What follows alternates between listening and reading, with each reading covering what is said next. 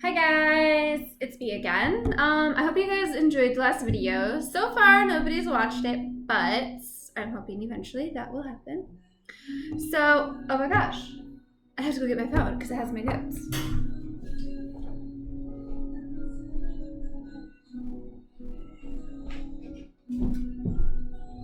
Boom. Although, as I was grabbing my phone, I just realized my notes are not on my phone.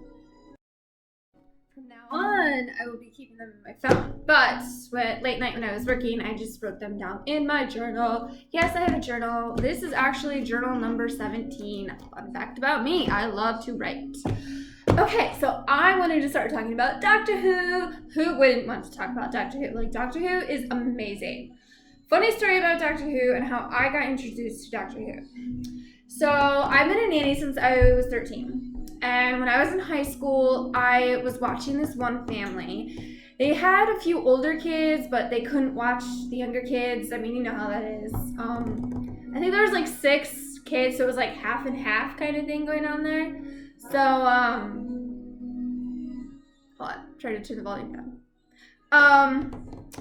So like one night I'm there and they're like watching this show and it's like totally weird. There's like this man, and then all of a sudden there's 2 of this man, and then like there's this lady with red hair who like is also a doctor but isn't supposed to be a doctor, and I'm sure you guys are getting an idea of what episode I'm talking about. So it was the episode of where there were 2 doctors, 2 David Tennants, and then there was Dr. Donna Noble, there was Rose Tyler, there was Mickey, there was Captain Jack, there was Sarah Jane Smith. So I'm watching this, and like I have no idea what this is about. I'm just like, this is really weird. Like that's all I can think about is like, this is just really weird. Then, fast forwarding probably like a year or so, one of my best friends from choir, she is a Doctor Who fan. I'm assuming she still is. It's kind of hard to not be once you get into it. And so she comes over to my house, we have a sleepover, and she has me watch all these various different Doctor Who episodes, and they were like the scariest ones. Yeah, the scariest ones. On this movie, we watched Silence in the Library, which was a 2-parter, I do believe. We watched the Wasp one with Agatha Christie, so that one was also with Donna Noble. Trying to think, and then what made me remember was that I've seen this before. Was that she had me watch the one where there was 2 David Tennants and blah, blah, blah, blah, blah. And I was like, oh my gosh, I've actually seen this. And I had no flipping clue. And I'm like, at that point, I was like, this is not weird. This is awesome. And I was like, this is so cool. So yeah, that was like really exciting. And like from that point on, I was like pretty like stoked on it. And I just loved it. And I cannot watch them as they come out on TV. Now that we don't have cable, I just don't have the time. They used to be on Netflix, so that's how I would watch it. Don't have Netflix anymore. And they're not on Netflix anymore. I do believe you can get them on Amazon Prime, maybe? I know that's how one of my friends was doing it. But I just buy them because I love rewatching them. So obviously I had a lot to catch up on from when I was introduced to it. So I slowly started buying them. And then eventually I was all caught up. Of course, I can't watch it on TV and stuff, so I have to wait till I can buy it on DVD. So what I would do is like I would watch, seasons 1 through whatever, and then I would get that next season, I would watch it, and then it would start all over and go through, and by the time I made it through, the next series would be out and I could buy it. So that's usually how I do it. I know it's weird, but I love that. I don't wear the t-shirts much anymore because I'm 25. I kind of want to wear cute stuff and look 25 because most people think I'm 12 or 16. But I still have them. I'm not getting rid of them. I'm actually gonna have my mom turn it into a quilt for me. So, yeah. So anyways, I recently, like last weekend or whatever, I'm like at a loss here. Sorry. Okay, so last weekend, during my 3rd shift, I watched Series 1, Disc 1, and I watched the first 2 episodes. I'm just going to talk about the first episode, which is called Rose. First of all, Billie Piper playing Rose. Oh my gosh, I love Billie Piper. She is so cool. I wish I could meet her in person. She's awesome as Rose. And I love that she didn't just like end. She like kind of slowly kept creeping in through each series as it went along. And I'm like, yay, she's not completely gone. Because I love her. Okay, so I took all these notes, which I'm not going to be doing that anymore because I don't want to like, not in my notebook at least, because I don't want to use all the pages in my notebook. I'm going to use my phone. So anyways, yes, Rose, woo, love her. Okay, so I think it was really funny at the beginning of the movie, she's like looking for Wilson, and then all of a sudden the doctor comes along, and like, they go through this whole scene, and she's going to like, she like asks him, well, what about Wilson? He's like, Wilson's dead. I was like, wow, way to drop the bomb, man. Wilson's dead. Like, I mean, he calls us apes, so, you know, it's probably neither here nor there. Wilson's dead. Okay, this is jumping forward a little bit because I can remember this when I watched this episode beforehand. Mickey. So Mickey becomes plastic. He becomes a plastic Mickey. It's really funny because when he was sitting in his car waiting for Rose, and like then he becomes plastic, the plastic Mickey. And when she comes out, when he's sitting in his car, he seriously looks plastic. But then when he's in the restaurant with Rose before the doctor comes, he doesn't look plastic much anymore. So I was like, okay, that's really weird. Like, was it the trick of the light, or like, did they want him to look plastic at some point? Or, I mean, I don't know. Maybe it was just me. Maybe he still looked plastic to most people at the restaurant, but I swear he looked seriously plastic when he was in the car. I'm not kidding. So this is a big one that I never caught before, and I love it when I rewatch stuff, like anything, and I catch something I never caught before. So you know how Clara, when she referred to the TARDIS, she referred to the TARDIS that, you know, most people say it's bigger on the outside. She was like, it's smaller on the outside. It's smaller on the outside. Bigger on the inside, smaller on the outside. I had to get that right. And so I found it really interesting. Twice when Rose was referring to the doctor, she was asking him, like when she was in the apartment, she was like, you're a doctor, what was it? And then when they're walking outside towards the TARDIS, she's like, but Doctor what? Like, she doesn't say Doctor Who. And then after that, she says Doctor Who. So I thought that was really interesting. Like, I never really noticed that before. Yes. Anyone in a relationship might have caught this one. So Rose is at her boyfriend's apartment, and she wants to use his computer, and he's like, sure, but don't read my emails. And I'm just like, okay, first of all, why would she want to read your emails? Second of all, why would you even have to say that? Like, what are you hiding in your emails that you don't want her to read? Like, seriously, like, I have that mind where I'm, like, so curious about the littlest things. British, I don't know. I don't want to say slang because I don't know if it's slang, but, like, the British words that they use, like, nutters. Remember when she was, like, knocking on the door and the son answers the door and he was like, Dad, it's one of your nutters. I'm like, oh my gosh, ah. Like, it's obviously an insulting word, but I loved it. It was really cool. And what was the other one? Well, we'll come to it. Oh yeah. Back to when Mickey's in the car waiting for Rose and him trying to look all tough when that guy's like coming out and putting the garbage bin there at the end of the driveway, which by the way was empty. Was it not? It was empty. And yet he puts his bin at the end of the road. I'm like, there's like 2 or 3 things of garbage in there. I'm like, okay, that was a little weird. But yeah, it was really funny when Mickey was trying to look tough. Just like, it was so funny. Okay, next thing. Yes, so the doctor apparently stops a family from going on to the Titanic because for some unknown reason they decide to cancel their trip on the Titanic.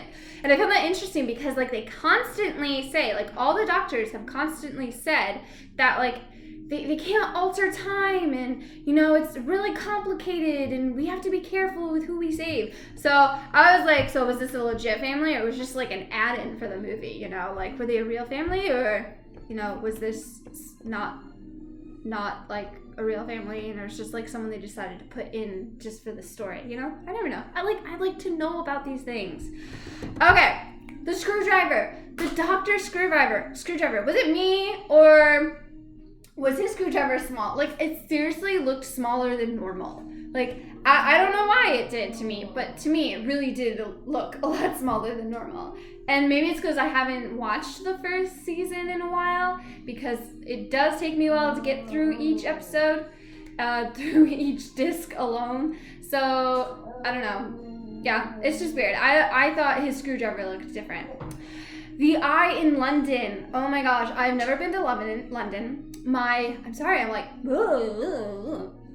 So I've never been to London, but I would love to go to London. Actually, one of my dreams is to live in London for a year. I think it would really be cool to live there, live in a flat, and just live in London for a year. I think it would be awesome.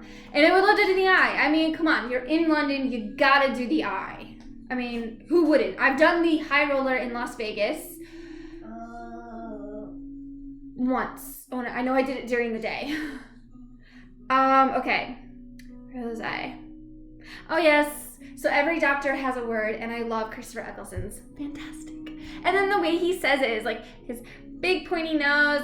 Like, I'm not being insulting there. I like his nose. And his big wide smile is like, fantastic. Like, I love it. I just love how he does that.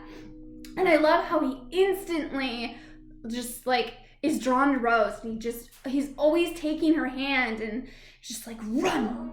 You know, I mean, that's how he starts the movie with her. He's like, run. And he just grabs her hand and they run together. I'm like, ah! Someone come along and take my hand and say, run. I'm like, okay. But you have to have a blue box. And it has to travel. Yeah, so like, I've noticed this throughout each doctor. They all have different ways of like giving second chances, you know, giving a second chance or not giving a second chance. I would say this doctor was definitely full of giving second chances and wanting to give him that one opportunity. Although for him, it wasn't. I feel like with Christopher Eccleston, he really wanted to like keep going and giving this person that second chance. Whereas I feel like with Matt Smith, I want to say it was Matt Smith. I want to feel like with him as the doctor, he was like, you get that one chance, you don't take it, you're done. But I feel like with Christopher Eccleston, he really tries to keep talking to you and trying to talk you down from what you're doing. Oh yeah, it was really funny. So they find the consciousness, and Rose sees Mickey, and she's just like, Mickey, and the doctor rolls his eyes. Like, he seriously rolls his eyes. And it's like, oh my gosh, he's either annoyed with Mickey or he's like really likes Rose and he doesn't like the fact that Rose is with Mickey. Or it could be both. You know, you never know. I mean, I can't blame him. Mickey was kind of... I'm sorry, I'm watching a little baby at the same time and he's eating food. I think he's like animating my hands. Yeah.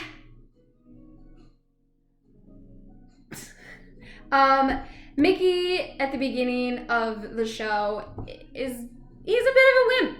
He is. He's a big baby. He like cowers around Rose, like hugging her and be like, oh my gosh, you know. He's definitely not someone I would want to date. He was like that, you know. It's like, dude, you gotta man up. Oh yeah. So the TARDIS naturally translates things for the companion. And so you hear what's being said. But there are some times where you do not understand what the alien is saying. Take, for instance, the consciousness. It was talking back to the doctor, and the doctor was talking back to the consciousness. But you never knew what the consciousness was. However, you did get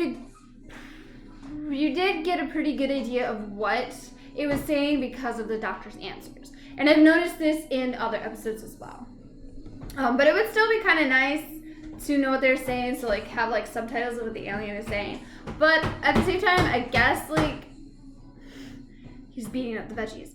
I guess the subtitles would kind of like take away from it all. So I guess in the end, not having them is better. Oh